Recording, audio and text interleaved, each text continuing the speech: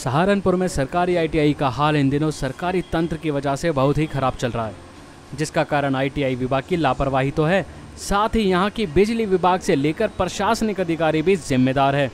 इस लापरवाही के चलते हजारों बच्चों का भविष्य अधर में लटका हुआ है, क्योंकि प्रवेश परीक्षा व आईटीआई की परीक्षा की कॉपी अभी तक कंप्यूटर पर ऑनलाइन फीड नहीं की गई है, जिसका कारण यहाँ बिजली का ना होना बताया जा रहा है। आपको बता दें कि आईटीआई का लगभग 5 लाख रुपए का बिजली बिल बकाया है, जिसके कारण यहाँ का कनेक्शन काट दिया गया है और आईटीआई के पास इतना फंड भी नहीं है। यहाँ का विभाग किसी तरह एक छोटे जनरेटर के सहारे केवल जैसे तैसे अपना काम चला रहा है। आइए सुनिए इस मामले में प्रधान आचार्य मंजुल मेंग का क्या कहना है। जैसे आईटीआई के अंदर लाइट नहीं है और किस तरह की समस्या आपको हो रही है परीक्षा जैसे चल रही है? आईटीआई में लाइट ना होने के कारण हमारी जो परीक्षाएं हैं उनका फीडिंग का काम बाधित हो रहा है, जिसे हम एक छोटा जनरेटर है उसके सहायता से करा रहे हैं। और प्रवेश परीक्षा भी चल रही है, जिसके प्रतिदिन हुए प्रवेश का फीडिंग जो है ऑनलाइन पोर्टल वीपीपी यूपी पे किया जाता है, कि वो भी काम बाधित हो रहा है, क्योंकि बिना लाइट के ना इंटरनेट कनेक्शन चल पा रहा और ना ही हमारे कंप्यूटर चल पा रहे हैं। जिस तरह से अभी जो पूरे प्रदेश में परीक्षा चली है, सहारनपुर में यहाँ में परीक्षा चली है, तो कितने मतलब छात्रों की परीक्षा थी और कितनी जो उनकी जो कॉपियाँ हैं उसको भी रखने की व्यवस्था कैसी आप लोगों ने यहाँ है? सहारनपुर ज़िले में लगभग फर्स्ट सेमेस्टर में 16,000 बच्चे, सेकंड सेमेस्टर में 16,000 बच्चे, थर्ड सेमेस्टर में 6,000 बच्चे और फोर्थ सेमेस्टर में भी 6,000 बच्चों ने परीक्षा दी है, जिसकी कॉपियाँ समस्त परीक्षा केंद्रों से सील होके आ गई हैं। कॉपियाँ व्यावसायिक परीक्षा परिषद लखनऊ को 14 तारीख को रिसीव कराई जाएंगी। तब तक के लिए यहाँ पे एक कक्ष बना के, जिसमें एक सुरक्षा समिति बना के उनकी निगरानी में सील करा दिया गया है। वो जो कॉपियाँ आपकी हैं कि कितने लोगों की निगरानी में वो यहाँ पे हैं और कितने लोग उसकी निगरानी में? संस्थान के सुरक्षा प्रभारी श्री आरपी काम्बोज सुरक्षा समिति के अध्यक्ष हैं और उनके साथ 3 समिति के सहयोगी बनाए गए हैं। श्री सुरेंद्र कुमार तोमर अनुदेशक संस्थागत, श्री सुरेश चंद कार्यदेशक संस्थागत और श्री अनिल कुमार प्रशिक्षण लिपिक। कितने समय से लाइट कटी हुई है आपकी और कितना बिल आपका पेंडिंग? लाइट लगभग 1 सप्ताह से कटी हुई है, जिसके संबंध में पहले तो विद्युत विभाग के अधिकारियों से फ़ोन पर वार्ता की गई, एक्सीएन साहब से और एसडीओ साहब से। उन्होंने कहा कि उच्चाधिकारियों से बात करने के उपरांत ही लाइट जोड़ पाएंगे। तो हमने चीफ इंजीनियर साहब से बात की और उन्हें एक लेटर भी भेजा, जिसकी प्रतिलिपि माननीय जिलाधिकारी महोदय को भी सूचनार्थ और आवश्यक कार्यवाही हेतु उनकी सेवा में भेजी। कितना बिल पेंडिंग है?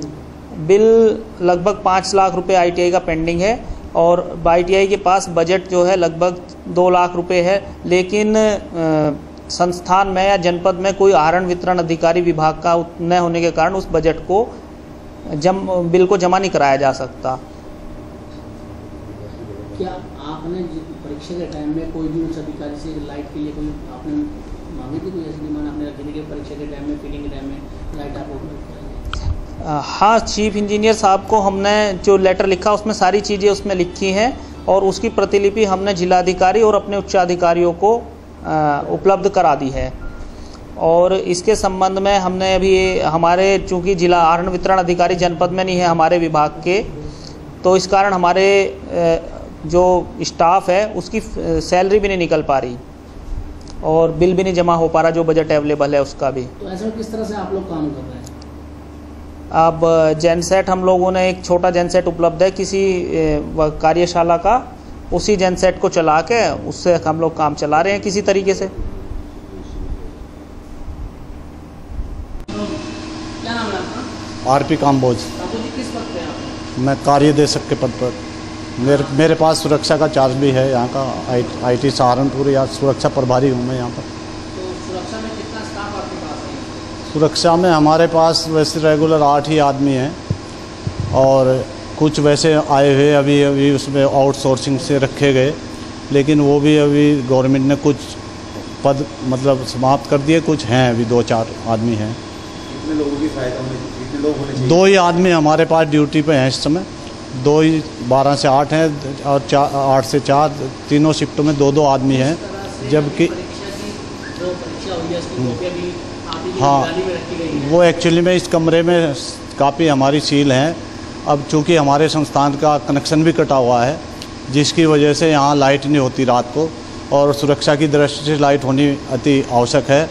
मेरी बल्कि एक्सीएन और एसडीओ साहब से भी इस बारे में बात हुई थी। मैंने कहा साहब हमारी परीक्षा चल रही है और उधर प्रवेश भी हो रहे हैं हमारे बच्चों के, वो भी फीडिंग अनिवार्य है। फीडिंग नहीं होगी तो बच्चों के एडमिशन संभव नहीं हो पाते।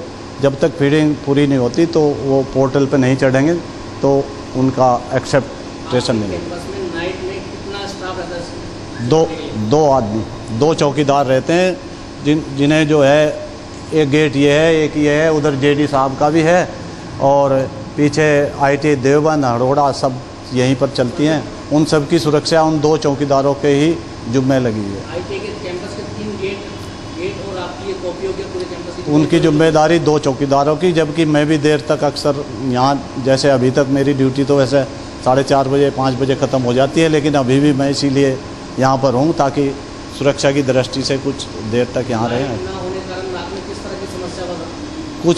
कुछ भी हादसा हो जाए तो इसकी जिम्मेदारी मैं समझता हूँ अब हमारी कोई जिम्मेदारी तो होगी नहीं, क्योंकि अगर कोई हादसा हो जाता है, यहाँ लाइट नहीं होती रात को, चौकीदार भी अकेले ही होते हैं, कोई भी किसी तरह की कोई ऐसी बात हो सकती है। लाइट ना होने का क्या कारण है? कितना समय हो गया लाइट ना होने का? 8-10 दिन हो गए लाइट नहीं है, और बिजली का बिल नहीं है जमा, डीडीओ है नहीं इस समय हमारे पास यहाँ, और वैसे बजट आया हुआ है, जब तक डीडीओ नहीं होंगे तो बिल जमा नहीं हो पाएगा। अपने कुछ अधिकारियों को इसके बारे में कहा तो क्या कहना है? हमने पहले हमारे प्रिंसिपल साहब को तो अवगत ही है, जेडी साहब को भी हमने बोला, और जो हमारे से संबंधित एक्सीएन एसडीओ हैं, हमारा भी उनसे कांटेक्ट है, उनसे भी हमने रिक्वेस्ट करी, लेकिन उन्होंने भी असमर्थता जताई, कहने लगे शासन से ही आदेश हैं। मैंने उनसे ये भी कहा, मगर सर हमारी ये महत्वपूर्ण परीक्षा है, अखिल भारतीय व्यावसायिक परीक्षा है, जो हमारे लिए संपन्न करानी अनिवार्य है, इसके लिए आप हमारा 10-5 दिन का समय दे दो, बाकी चाहे हमारा काम होने के बाद। नेक्स्ट 9 न्यूज़ के लिए सहारनपुर से वीरेंद्र कुमार की रिपोर्ट।